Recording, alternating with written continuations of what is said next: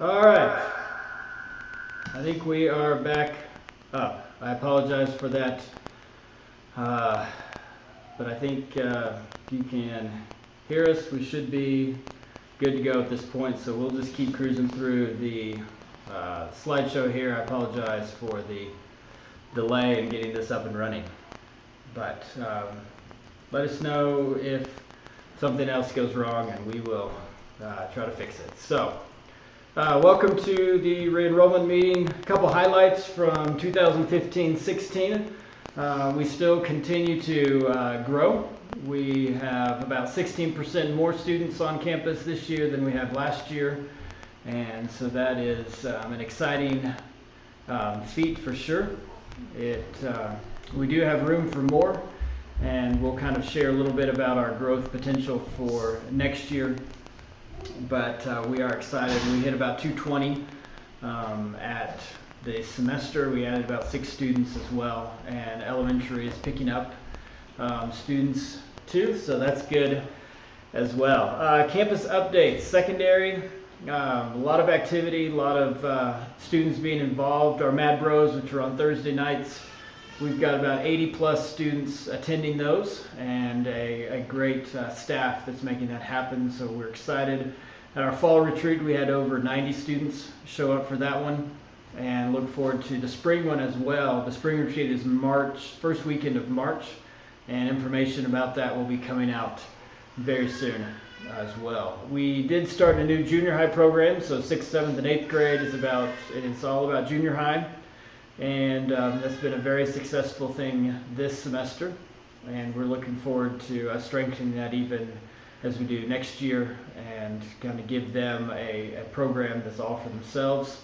And we're going to be introducing some new courses and different options.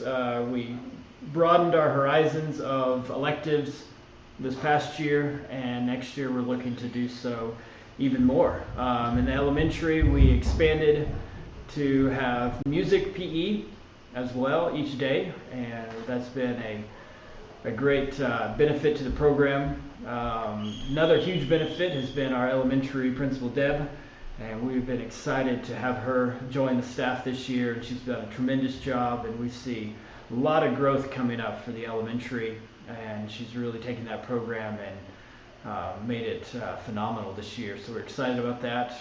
We also are doing Wednesday enrichment programs, and we are going to continue to improve on those even next year, but it's been a popular choice, and we're seeing that more and more elementary students are going 3 days a week, which is really great to see.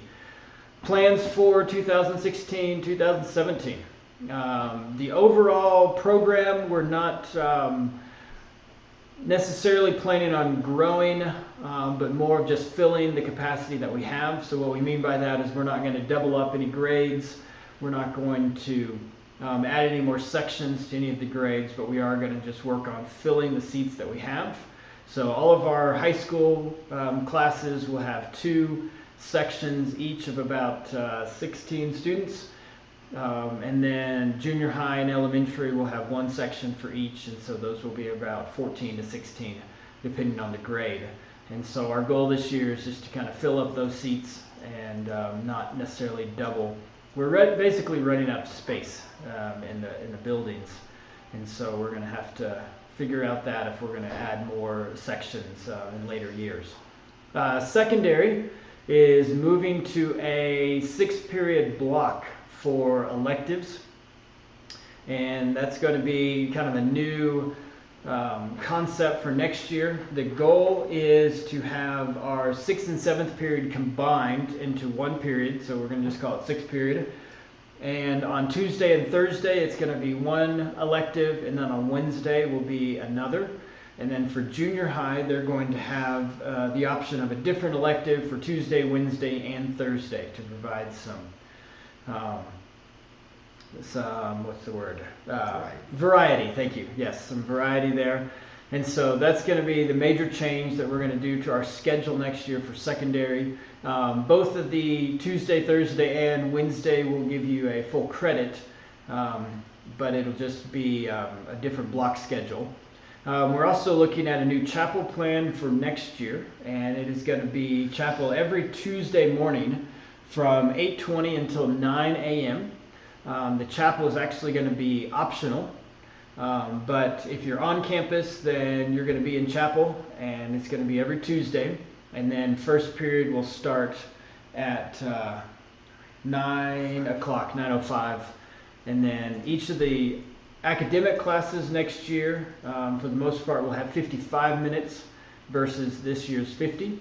But we are looking forward to having a little more class time there and a little more opportunity for chapel to kind of start off the day and the week in worship. And so those are the kind of the big changes for secondary.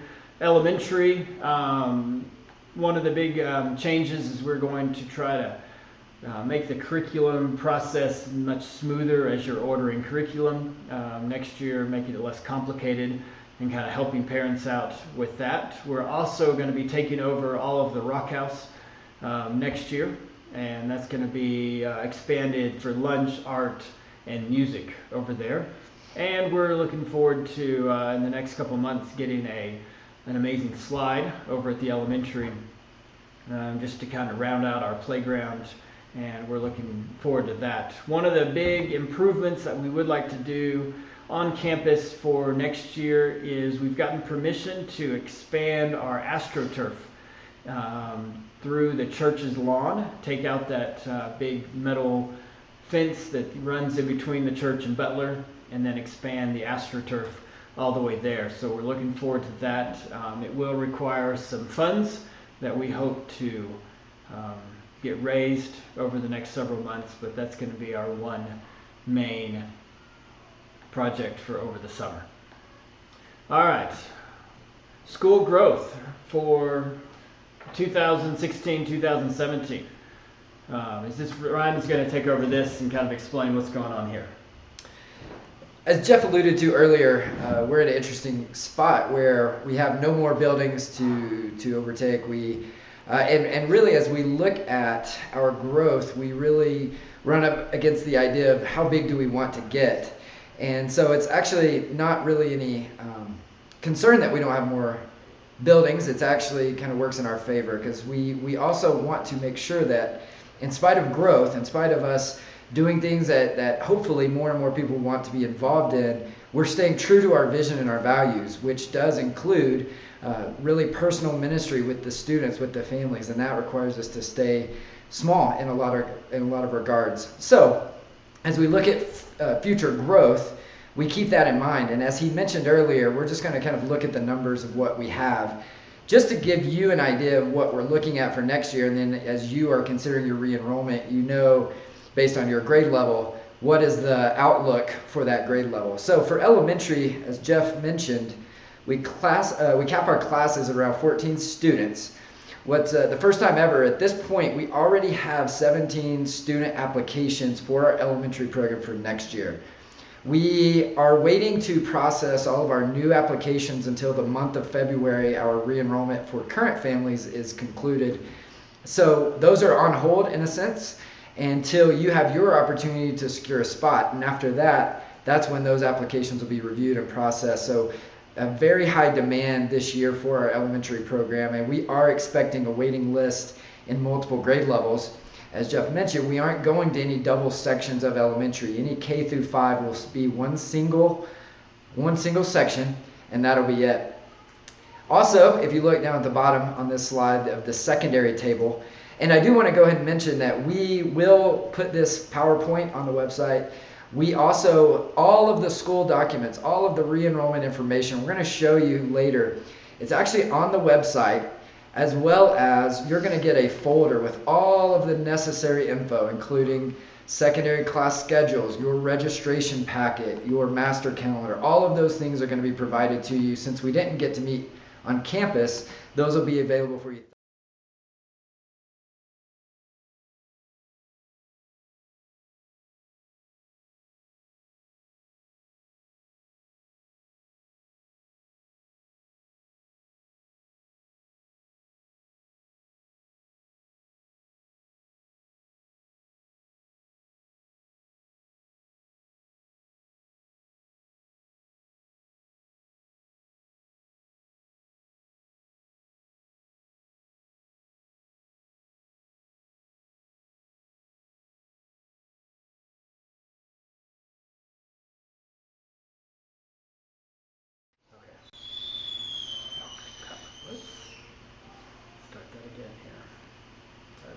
Sorry. Okay. This is the ones who went over to the other.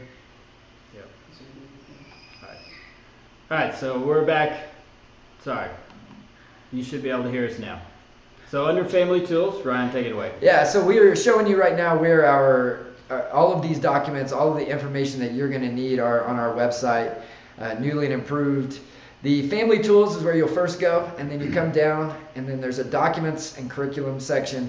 This Explore Our Docs folder will take you to where all of the necessary info is. So you're going to find a lot of information in there. There's some information on the re-enrollment. There is the secondary class schedule. There are the current curriculum lists for next year. Those are probably at about a 90% complete. So all of that information will be there to be updated. That's where you'll find the most recent documents that you need. But also all of the information that we're going to be covering tonight is also going to be in a packet, and it's going to include some documents like this that lay out the full re-enrollment process, the re-enrollment days. Everything that you're going to need is going to be in a packet provided to you on Thursday, as well as on the website. So you can find it both locations. I just wanted to go ahead and let you know so you don't have to be writing all of this down as we go through it. So, yeah, so on the front page you'll see the enrollment. That when you click on that, you will go through and you'll see all the different steps there that we're going to lay out in a little bit. So we tried to break every single step of this whole process down just so you just follow along, follow the steps, and it will make it really easy for you to get re-enrolled this month of February. So back to the PowerPoint. We kind of took a little time out there. We're going to go back to this idea of the school growth. What we wanted to go ahead and expand on, we talked about the elementary a little bit. Now with secondary, as Jeff mentioned, our goal is not to continue to double sections. Right now we are on pace, the current 9th and 10th grade are double sections. So they would be on pace next year to be the 10th and 11th, as well as our current 8th going into 9th. What that creates is 9th, 10th, and 11th grades that are double sections, whereas the 12th is still a single section. And that's really where we're going to stay. We're going to follow that double section up one more year so that after next year, our high school will consist of double sections of students with a max capacity of around 32. Our junior high, just like our elementary, is capped at one section of students, so around 16 for the junior high. So this little table here shows you potentially how many students each grade can handle, as well as current students, meaning how many next year would be eligible that are currently in our school that could re-enroll for that grade. And then the bottom assumes that everybody that is currently enrolled is going to re-enroll. If that happens, it shows you in the bottom row how many potential available spots there are. What you'll notice is we actually already have 2 grades that are currently over capacity. We did accept a few extras. The other grades, you'll see that the 7th, the 11th, and the 12th have at most 2 extra spots. Like I said, that's assuming everyone comes back. But we just want to kind of show you how tight those grade levels are. And our goal is to give you the first opportunity to re-enroll for those spots. But on March 1st, that's when those spots will be opened up. And for example, the 7th and the 11th, we already have applications for the potential spots that are available. So this is in a sense to create some urgency for you to understand that after March 1st, it is what it is. And we're going to start accepting students, assuming that if you haven't signed up by that point, taking advantage of our early re-enrollment window, then we're going to move forward and begin to fill those spots. And that leads us into this idea of the February re-enrollment. So we are leaving that entire month for re-enrollment for our returning families. So our goal is to get you walking through all the different steps of this process so that after this window is over, you are pretty much ready to walk into school next year other than curriculum. So that month of February, we're going to do a couple of things. So first off, the registration, and we're going to talk more about the money in a few minutes, but registration is discounted for re-enrolling families to $210 per student during the window. And we're going to be doing things a little different. It's going to be payable via fax, and we'll talk about that here in a few minutes. But that is the window where you'll get the discounted registration. That's also the window where you can be guaranteed a spot as a returning student. Now we're also going to open up this window for you to apply for your siblings. So last year we had a number of siblings of current students that were interested in enrolling. So during this window, you can apply. If you have a student already in the school, you want to apply for a sibling of that student, you can do that during this window. Also, any current part-time students that want to go to full-time. So maybe you're a student that only takes one elective in the secondary, but you want to go to a full-time. That's actually a different enrollment, but we're going to open that up for you in February as well. So for those siblings and current part-time students, if you're wanting to apply and enroll early, you must fill out an application. That application is in the docs folder that we just showed you, but also you can get a copy at our front desk. So this month of February is for all of those families to get everything taken care of. And then on March 1st, that's when the open enrollment for new families occurs. We then increase registration to 260, and that's for everyone. And once again, you really have no guaranteed spots at this point. Once the classes or the grades are full, we're not gonna, even if we get 20 7th grade applications, we have no intention of expanding that 7th grade class. So students will begin to be put on a waiting list at that point. As we just mentioned, overall we have over 20 student applications that are already waiting to be processed, but we're holding off on those till that March 1st window. And if you were around last year, you know that we tried something new. We tried a re-enrollment day. And we are going to do those again. We felt like that was a successful way to tackle all of these steps of re-enrollment in one sitting. Those dates, they're on the master calendar, but we'll go ahead and reiterate that those are February 20th and the February 29th. Once again, full details of all of this is going to be in that re-enrollment folder, but we're just going to walk through the steps right now. One thing that we are doing differently, last year you could show up at re-enrollment day and simply turn in your packet and we tackled everything at once. This year we're going to expedite the process by having you all go on RenWeb first. And when you go into RenWeb, there's going to be a series of steps that you're going to follow. They're laid out for you here on the website as well as in the folder we're giving you Thursday. And it's basically the steps to say, my student is coming back, I want to re-enroll him. And what that does on our end is it gets the ball rolling. Then if you are a 6th through a 12th grade student, this is a new step as well. Last year for our re-enrollment days, one of the areas that we got a little jammed up was our advising. And we want to make sure that we're not rushing through advising, but that we're actually taking the time with each family, with each student to make sure that we are taking into account their requests as well as what they need in terms of graduation and that type of thing. So we have set it up so that RenWeb has all of next year's secondary schedule input. You can then go through, once you have verified your students are re-enrolling, for any 6th through 12th grade students, you can go in and you're going to actually fill out a course request. That course request will be based, as I said, on the new schedule. You can find a copy of that schedule in the docs folder. And this is really your best guess and your wish for your schedule for next year. So we know there may be some pieces of that schedule, especially for high schoolers, that you need some advising on. So you're really making your best guess. For example, if you're going into the 11th grade, it's a safe assumption that you'll need English 11. If you just finished geometry, you may probably be going to Algebra 2. Of course, there's always some exceptions, but in general, you're going to make your best guess of what you need. This will also show us what electives you're wanting. It gives us an early indication of which electives may be filling up really quickly, which ones have a lot of extra spots. Those requests, we need those filled out on RenWeb by February 13th. Up until that point, you can go in, you can change it. Say you talk with your student, you decide, actually I want to take a different course. You can go in and you can change that request. On February 14th, we're going to make that request link inactive.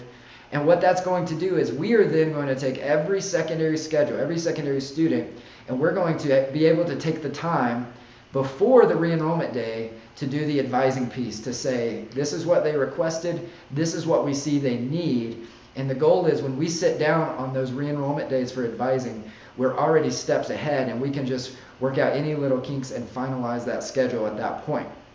This step is going to be key for us in our advising component, and so we really need the families to go do that. As we said, it's all laid out step by step, the schedule.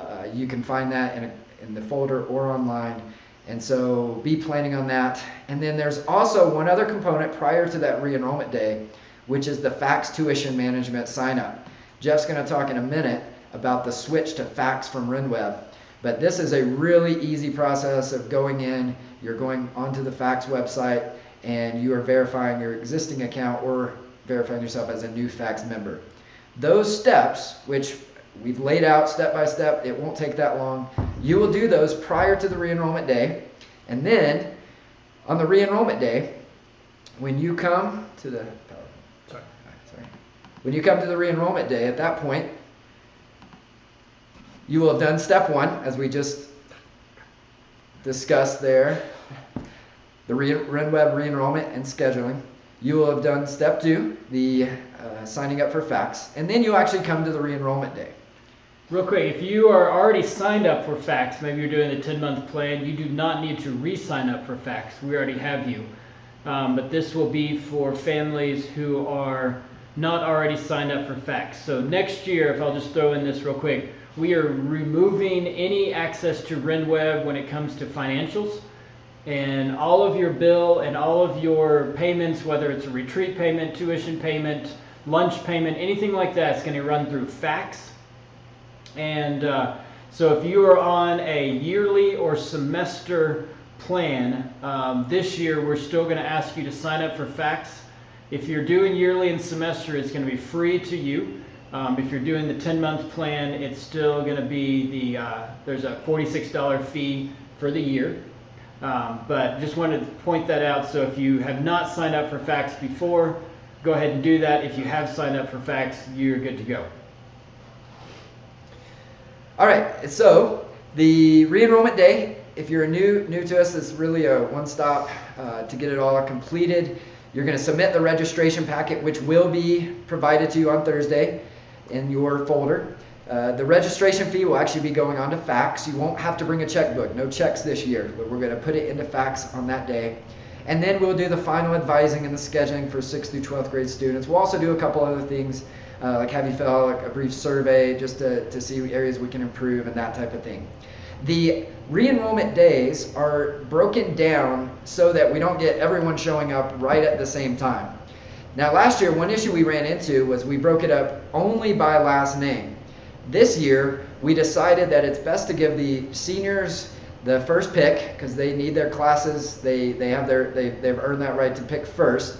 So we break it down a number of ways. So it starts with 12th grade families based on last name or the first couple blocks, then 11th grade families and so on.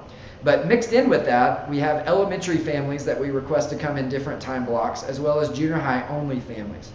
What we're requesting is you can come at any point for the oldest of your students. So if you have a senior and a 6th grader and a kindergartner, you don't have to come 3 times. You come when the senior spot is open. Now, we know that it doesn't work exactly, that everybody can come the specific hour that we've requested, so there are some open windows. If you have to come at a different time, please just let us know, or just check in to see if you can come close to that time. It'll help us keep things running smoothly that day so we don't end up having 30 or 40 families all at once. So that is broken down on the website. You'll see when your family can come, as well as in the packet.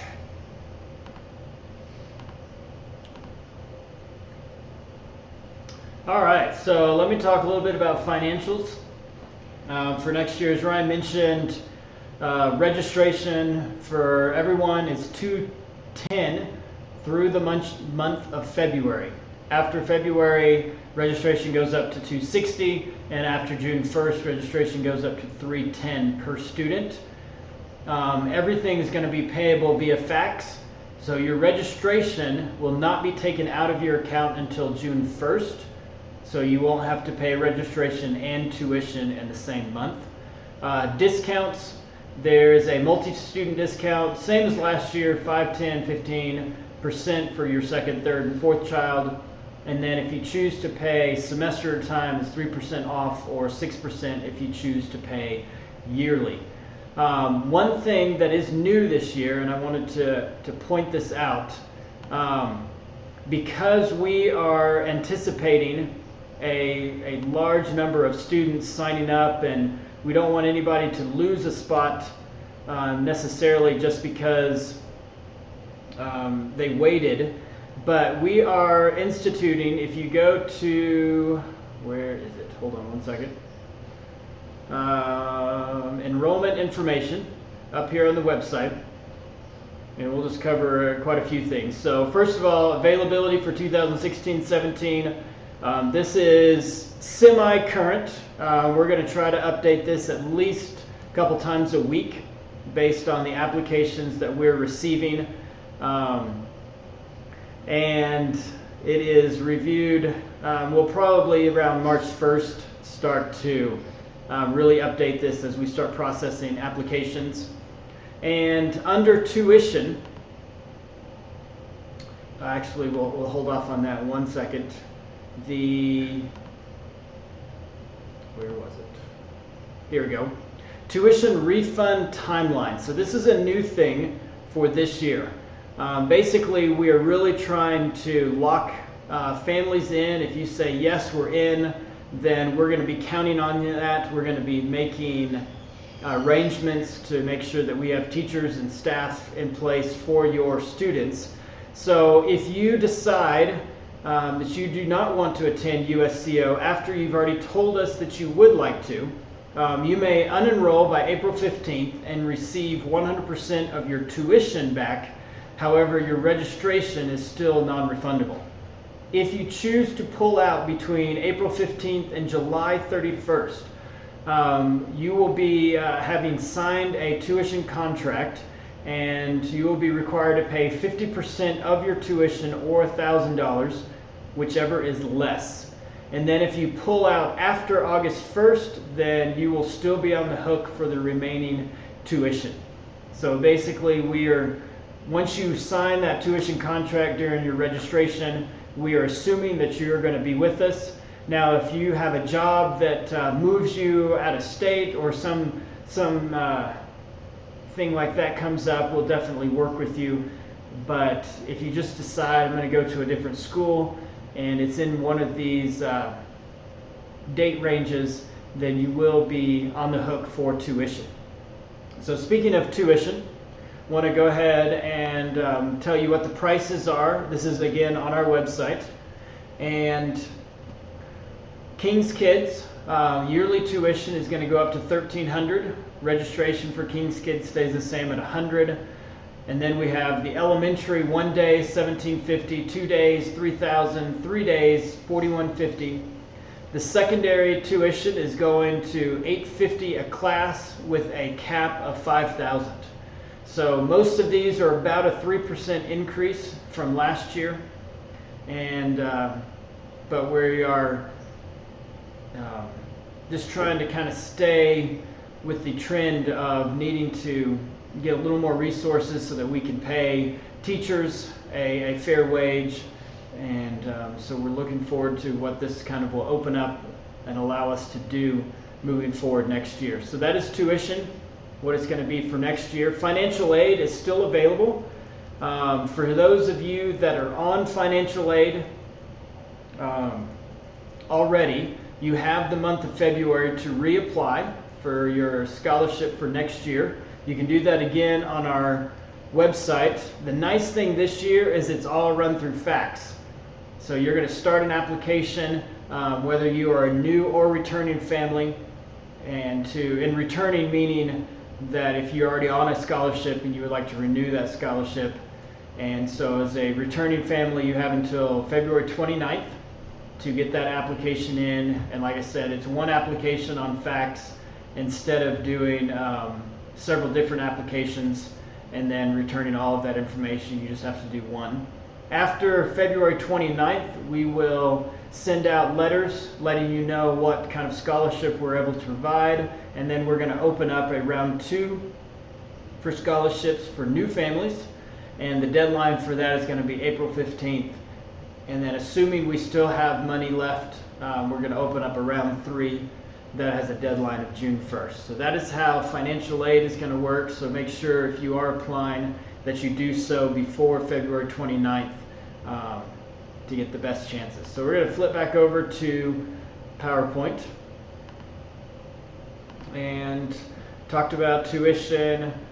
So there's the link if you need to sign up for FACS, so facs.theuniversity.school. And one of the new additions that we're trying to do, and this is more getting in line with many schools are kind of moving to this model and helping us be sustainable during the summer, is that tuition this year, if you do a 10-month plan, is actually going to go from July until April. So your first tuition payment, whether you are doing yearly, semester, or 10-month, is going to be July 1st and go through April 10th. If you're doing semester, then you would pay July 1st and December 1st. And if you're doing just yearly, then July 1st will be your first tuition payment. And then we are no longer going to be offering the 12-month tuition payment, simply just the 10. So that is tuition and FACS. Talked about financial aid. One other avenue for financial aid is a company called Parents Challenge. And we have a few families that are on Parents Challenge. You can look up them, Google Parents Challenge. And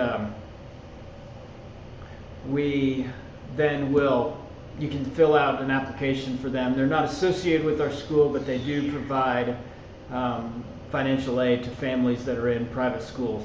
Really, they're looking for parents that are doing public school now and then switching to private. So I know that doesn't really help necessarily our re-enrolling families, but if you have a sibling that's in a public school and now they're switching to private school, that's kind of their niche that they like to try to provide scholarships for. So we talked about school documents, where you can find them. So if you have any questions about these, we have the secondary curriculum lists, elementary, secondary course schedule, handbook, any document that you need should be there. If you don't find one, you can email the front office, talk to Emily or Jimmy, and they will be able to find the document that you're looking for. If you do have a sibling or a part-time student that wants to be full-time next year, like Ryan mentioned, we are asking that you fill out a new application. We have a specific one for siblings and part-time, and then we will process that separately. There will be a short interview for secondary students, and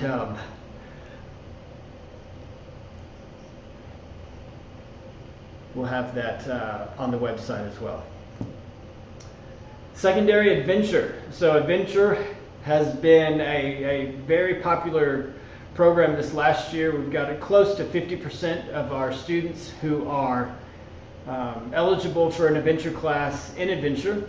It has been a steal of a deal for students. This past year they had to pay obviously tuition, but then only $75 per semester would cover all their trips, including trips to Utah and other places.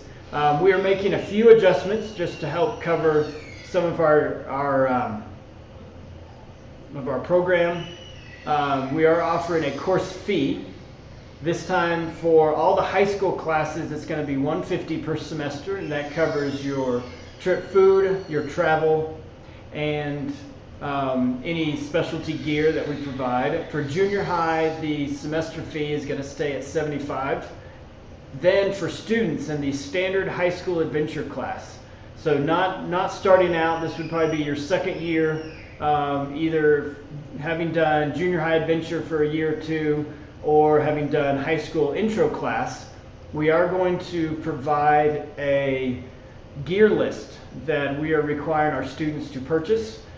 This would include harnesses, helmets, a few carabiners, rappel devices, and we're finding that it will work better for students to have their own gear, to take ownership of those, versus the school providing all of those. So that's going to be one change, and you can purchase those through the school.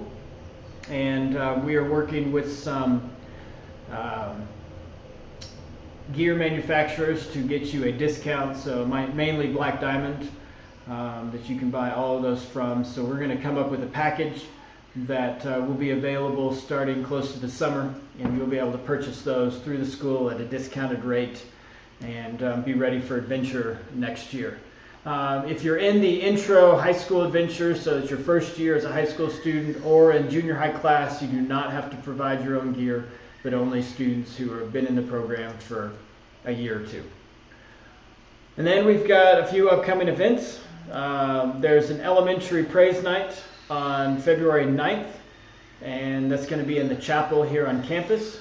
Our winter break is going to be February 11th through the 15th. Re-enrollment days, February 20th and the 29th. Our junior high, high school spring retreat, March 4th through the 6th. And then we have the standardized testing, March 16th, 17th, and that brings us into spring break on the 18th. And I'm pretty sure that is about all the information that we have. So to recap, we are putting re-enrollment applications and, not applications, but re-enrollment packets in your boxes by Thursday. Tomorrow is another snow day, and so you will not be on campus tomorrow. We will have homework. Teachers are working on updating their lesson plans, so make sure you check those after 9 a.m. All bets are off on Wednesday. It just depends on when it stops snowing, and we'll let you know about that. But if you have other questions, here are people to go to. So if you have money questions, facts, family accounts, Jimmy Rhoda is the lady that is in charge of all of that, so you can talk with her. Kella Paris is in charge of our initial advising. If you have questions about scheduling and whatnot, Emily Gammy is going to be any questions you have about secondary enrollment, classes, those kind of things. And then if you have elementary questions, then you can go to Miss Debbie Yoder. Yeah, and I would say, I know a lot of you all will probably get on tonight, get onto the RenWeb, start checking that out, trying to piece all the information together. I would say make sure you wait till Thursday and you have that full packet in case you do have questions that might be answered in that, and then we can go from there. But we're hoping that it all works out, and we know that there might be a few kinks along the way. But yeah, so Thursday is really when every family should get that. You may want to remind your student, especially secondary students, to check their box and get that, because sometimes the secondary students forget about their boxes, and that's where they will be located.